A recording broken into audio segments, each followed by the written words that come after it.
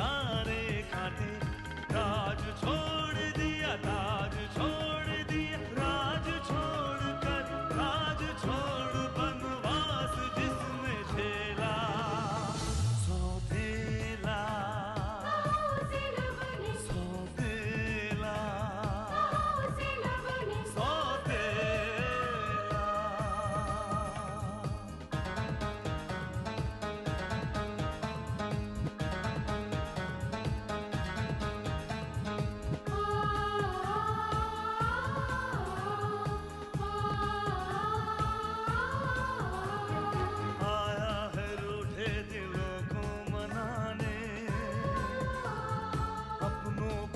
से वो अपना बनाने,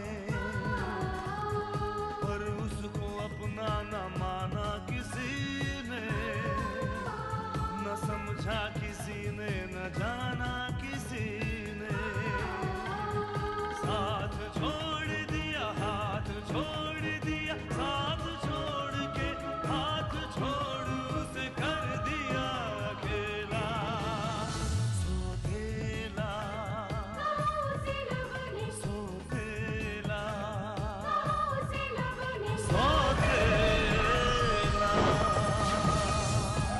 अगर ये जेवरात असली सोने के थे तो नकली कैसे हो गए? उस दिन जब कामिनी अपनी फ्रेंड की शादी के लिए मुझसे ये जेवर लेकर गई थी, तब तो ये असली थे। गौरी जी, आपके चेहरे को तो देखकर लगता है कि ये पकौड़े कुछ ज्यादा ही मजेदार है। सर, ये रिपोर्ट शुभम ने आज ही मेल की है। I think he is doing a very good job sir. Yes, I think you are right. Simi ji, आज हम आपके लिए एक दवाई लाए हैं। कौन सी दवाई गौरी? ये ऐसी दवाई है जिसे लगाते ही आपका पैर का दर्द बिल्कुल भी ठीक हो जाए। आराम से बैठिए ना, सुनिए तो सही मेरी बात। मेरी बात सुनिए ना, मेरी बात सुनिए, मैं आराम से करूंगी। मेरी बात सुनिए, आप मेरी बात तो सुनिए। अरे सिमी जी, रुकिए ना, मेरी बात तो सुनिए। इससे आपकी बीमारी एकदम ठीक हो जाएगी। आपकी मेरी बात तो सुनिए। अरे नैन्सी। Yes ma'am. सिमी को नाश्ता दे दिया? यस मैम, उन्हें मैंने सबसे पहले नाश्ता कराया। गुड, उसका खास ख्याल रखना, आखिर मेहमान है वो हमारी। और सबसे बुरी बात तो ये है उसे हमारे घर में चोट लगी। मैम डोंट वरी, आप बेफिक्र रहिए।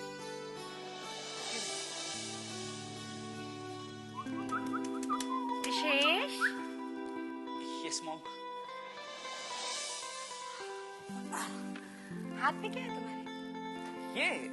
ये बस एक सीढ़ी है मॉम। सीढ़ी? तुम्हें कब से सीढ़ी देखने का शौक चढ़ गया? नहीं मॉम, ये मेरे लिए नहीं है, ये सिम के लिए। सिम? वो क्या है कि उसे चोट लग गई थी, दिन भर कमरे में बैठे बैठे वो बोर हो रही थी, तो मैंने सोचा सीढ़ी देख लेगी तो उसका दिल बहल जाएगा ना मॉम। सिमी जी, मेरी बात तो सुनिए। सिमी जी, देखिए ना, इससे एकदम ठीक हो जाएगा। मेरी बात तो सुनिए सिमी जी। आंटी, अब क्या हुआ? आंटी शेर ने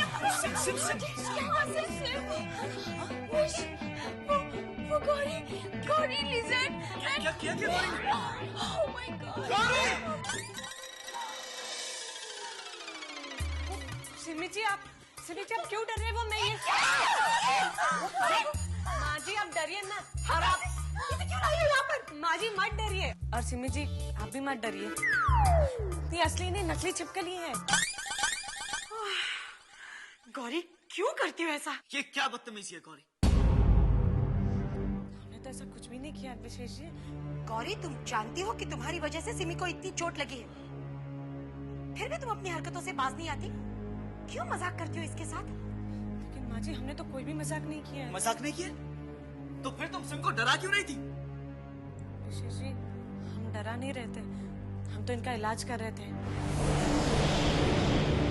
आपने देखा था ना, थोड़ी देर पहले चल फिर नहीं पा रही, तो अब कैसे दौड़ने लगी है। अरे हाँ गौरी, ठीक कह रही हो तुम। मैंने तो इस बात पर गौर ही नहीं किया था।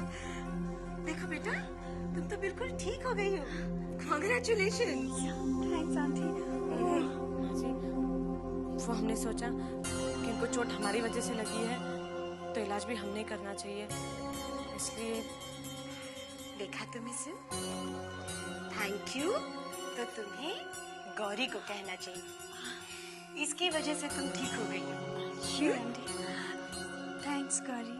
नहीं सिमी जी, आपको थैंक यू बोलने की कोई जरूरत नहीं है। आपका पैर ठीक हो गया तो बस हमें हमारा थैंक यू मिल गया।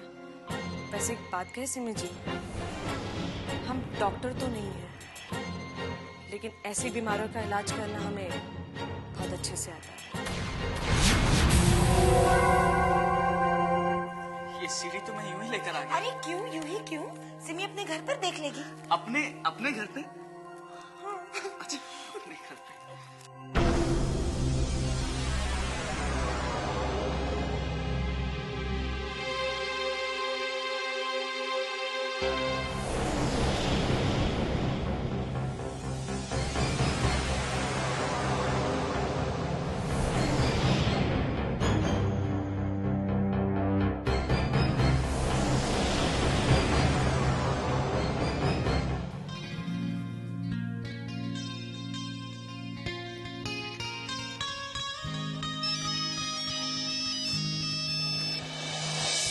हेलो।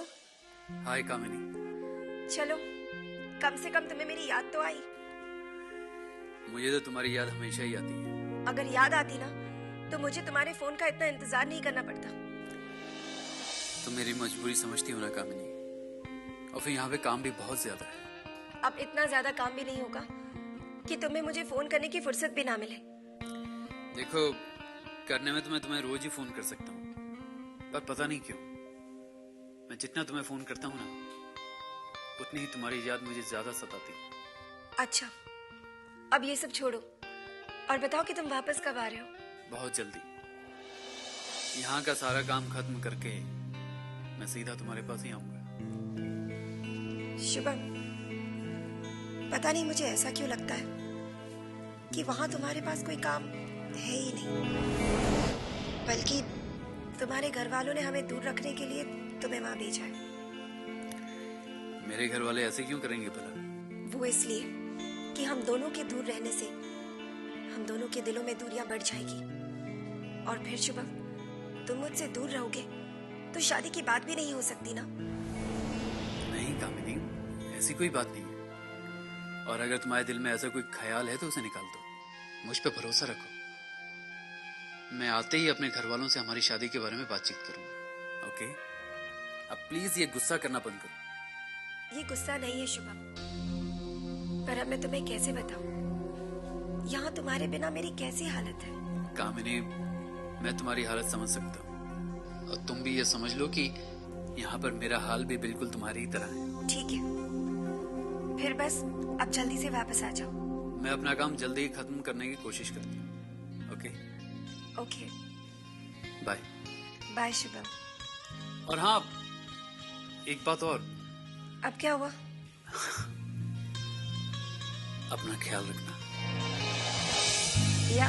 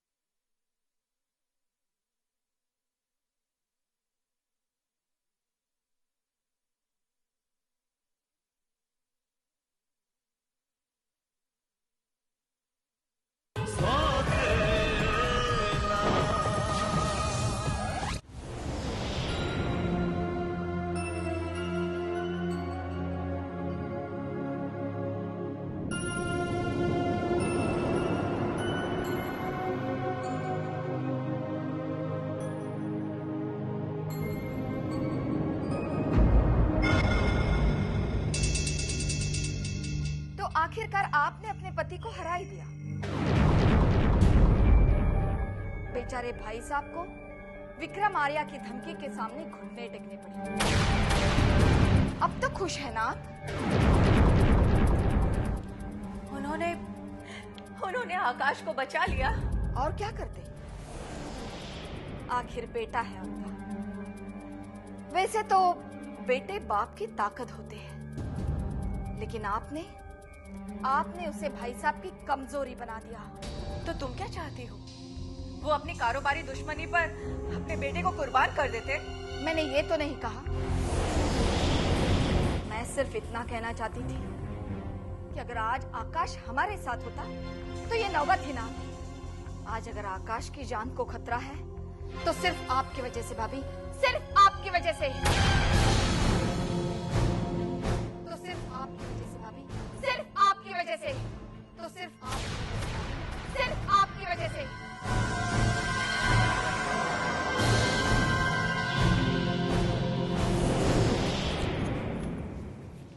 कामिनी, कहाँ जा रही हो? भाभी, मैंने आपसे कितनी बार कहा कि यूँ बाहर जाते वक्त मुझे आप टोका मत कीजिए। और मैंने भी तुमसे कितनी बार कहा है कि बाहर जाते वक्त बता कर जाया करो कि कहाँ जा रही हो और कब वापस आओगी। क्यों? ये सब बताना आपको जरूरी है क्या? हाँ, जरूरी है, क्योंकि तुम जिससे मिलने जाया करती थी वो अब इस शहर में नहीं है। आपको क्या लगता है भाभी कि क्या मैं सिर्फ शुभम से मिलने घर से बाहर जाती थी? हाँ, और अगर तुम किसी और से मिलने चाहती हो तो मुझे बता कर जाया करो। ओह प्लीज भाभी, फॉर गॉड सेक, आप इस तरह मुझे समझाया मत कीजिए। अब मैं कोई बच्ची नहीं रही। जानती हूँ कि तुम अब बच्ची नहीं हो, बड़ी हो गई हो और तुम्हारी शादी होने वाली है। शादी? पता नहीं मेरी शादी को किसकी नजर लग गई। अरे अब तक अगर मेरी शादी हो गई होती तो इस तरह आपको मुझसे कोई तकलीफ नहीं होती और मुझे भी इस रोज रोज की बंदिशों से मुक्ति मिल जाती। तो तुम्हें ये लगता है कि तुम्हारे यहाँ रहने से मुझे तकलीफ होती है? और नहीं तो क्या, पता नहीं मेरी किस्मत कैसी है। जो कुछ भी मैं प्लान करती हूँ वो फेल हो जाता है। और वो शुभम जिस पर मुझे थोड़ा बहुत भरोसा था अब वो भी यहाँ नहीं है। पता नहीं अब मेरी शादी हो पाएगी कि नहीं। कामिनी, बच्चा, शादियां कभी प्लानिंग से नहीं होती है। नहीं भैया, मैं तो कह रही थी कि वो हाँ, कि शादियां किस्मत से होती है। भैया, तो आपको भी ऐसा ही लगता है कि मेरी किस्मत खराब है? किसने कहा तुमसे? किसने कहा तुमसे कि तुम्हारी किस्मत खराब है? बच्चा, तुम्हारी किस्मत तो बहुत अच्छी है, बहुत अच्छी किस्मत है तुम्हारी। और तुम्हारी उसी अच्छी किस्मत की वजह से शुभम कलकत्ता से वापस आ रहा है। भैया, शुभम आ रहा है? Yes. Thank you so much for the good news. देखा सुमन, कितना प्यार करती है शुभम से। उसका नाम सुनते ही खुशी हमारे पागल हो गई। हाँ, इससे खुशी का अंदाजा है मुझे। सुमन, मुझे तो असली खुशी उस दिन होगी जिस दिन इस घर से इसकी डोली उठेगी।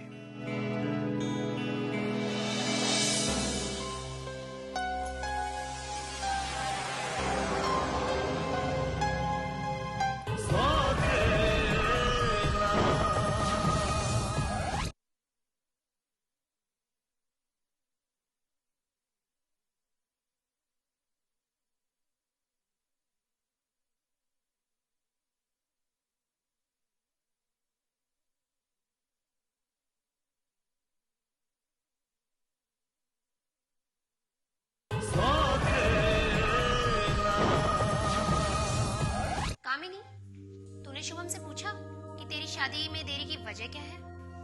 हाँ, और वजह है उसकी छोटी बहन स्नेहा। स्नेहा? अब स्नेहा ने क्या किया? टीना, स्नेहा ने कुछ नहीं किया, पर पता है क्या, शुभम के पापा चाहते हैं कि शुभम से पहले स्नेहा की शादी हो, इसलिए वो इस बारे में बात ही नहीं कर रहे। फिर तो तुझे बहुत दिन तक इंतजार करना पड़ सकता है। नहीं टीना, मैंने बहुत इंतजार किया है और अब मैं और इंतजार नहीं करूंगी। लेकिन शुभम के घर वाले अभी शादी करना ही नहीं चाहते हैं, तो भी मेरी शादी होगी और बहुत जल्द होगी। पर कैसे और कब, ये कामिनी बत्रा को सोचना पड़ेगा। आए है जीजी, जे तो हद ही हो गई। इतना कुछ वहाँ पर हो गया, अब शुभम को वापस बुला लेना चाहिए था जीजा जी ने, पर जीजा जी अपनी जिद पर अड़े हुए हैं। ये उनकी जिद नहीं है कल्याणी, उनके उसूल है। उन्होंने अपनी जिंदगी में कभी किसी के सामने झुकना नहीं सीखा। माना जी कि ये जीजा जी के उसूल हैं और अपने उसूलों पर शुभम को दाव पर लगाने की क्या जरूरत है? कहीं दाव उल्टा पड़ गया तो? नारायण, अपनी जुबान खोलने से पहले कम से कम एक बार सोच तो लिया करो, किसके बारे में बोल रहे हो और क्या बोलने जा रहे हो? आप खामखा मेरे ऊपर नाराज क्यों होती है? मैं ये सब तो इसलिए कह रहा हूँ कि यहाँ मुझसे ये सब कुछ देखा नहीं जाता, और वैसे भी शुभम की जान को भी वहाँ खतरा बना हुआ है। मामा ठीक कह रहे हैं मॉम, भाई का वहाँ अकेला रहना ठीक नहीं है। आप डैड से कह दीजिए कि अगर कल तक वहाँ का मामला सॉल्व नहीं हुआ तो मैं भी वहाँ जाना चाहूंगा। कम से कम भाई को हिम्मत तो मिलेगी। तुम वहां नहीं जाओगे, मैं तुम्हें जाने नहीं दूंगी। तुम अपने डैड को फोन लगाओ, उनसे कहो कि शुभम को वापस बुला ले।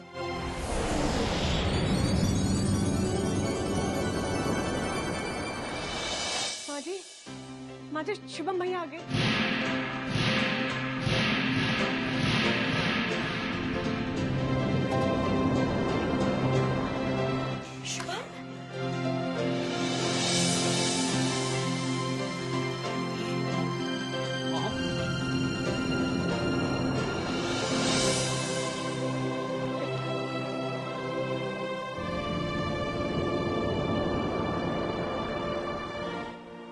ये क्या हुआ? आपकी आंखों में आंसू?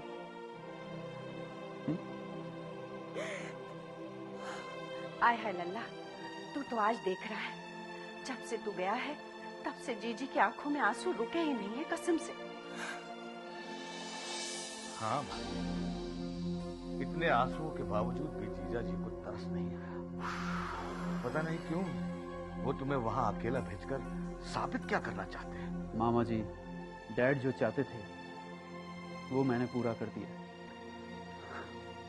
हाँ मॉम, डैड ने जिस काम के लिए मुझ पर भरोसा किया था वो मैंने पूरा कर दिया। और हाँ, अब मुझे वहां कभी जाने की जरूरत नहीं पड़ेगी। मुझे तुम्हारी कामयाबी पर फख्र है बेटा। I am proud of you. Mom, dad कहाँ पर है? वो तो ऑफिस में है। क्यों, उन्हें सरप्राइज देना चाहते हो? सरप्राइज? कैसा सरप्राइज? उन्हीं ने तो मुझे यहाँ पर बुलाया।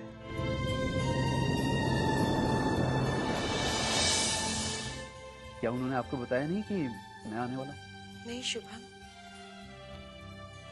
नहीं बताया, लेकिन आज मुझे यकीन हो गया, तुम्हारे डैड तुमसे बहुत प्यार करते हैं।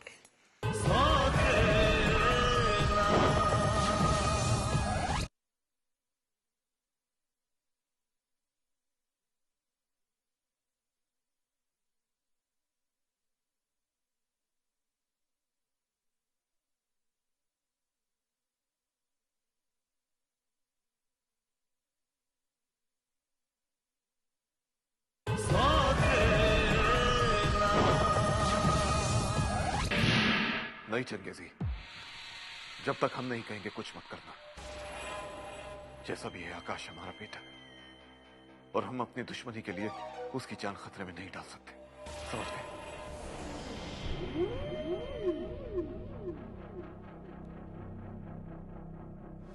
क्या बात है भाई? छोटे, आकाश की जान बचाने के लिए हमने विक्रम आर्या के सामने हार मान ली। हाँ छोटे, हमने उसके बेटे के ऊपर से पहरा भी हटा दिया है। अब उसकी जान को कोई खतरा नहीं और उसकी कंपनी जो बंद हो चुकी थी वो भी चल पड़ी है, लेकिन अब तक आकाश का पता नहीं चला है। भाई, अगर आपने शुभम आर्या की जान बख्श दी है तो वो भी आकाश को आजाद कर ही देगा। लेकिन कब छोटे, कब? आकाश को अब तक वापस आ जाना चाहिए था। अब तो हमें डर सा लगने लगा है, कहीं किसी पुरानी बात के लिए विक्रम आर्या आकाश की जान को नुकसान न पहुंचा दे। नहीं भाई नहीं, विक्रम आर्या ऐसा कोई काम कभी नहीं करेगा। छोटे, अगर विक्रम आर्या आकाश को किडनैप कर सकता है तो वो कुछ भी कर सकता है। नहीं भाई, भाई मुझे नहीं लगता कि वो ऐसा कुछ करेगा, क्योंकि आकाश को किडनैप करा के वो अपने बेटे की जान बचाना चाहता था जिसमें वो कामयाब हो गया, और अब उसी आकाश से कोई मतलब नहीं होना चाहिए। तेरी बात सोचो, हो सकता है, लेकिन आकाश अब तक वापस आया क्यों नहीं?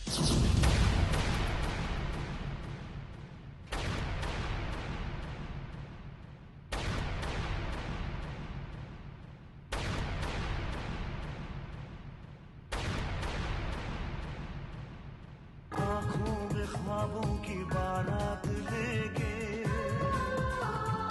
होठों पे गीतों की सौगात लेके, दिल में मोहब्बत के जज्बात लेके आया था कितनी खुशी साथ ले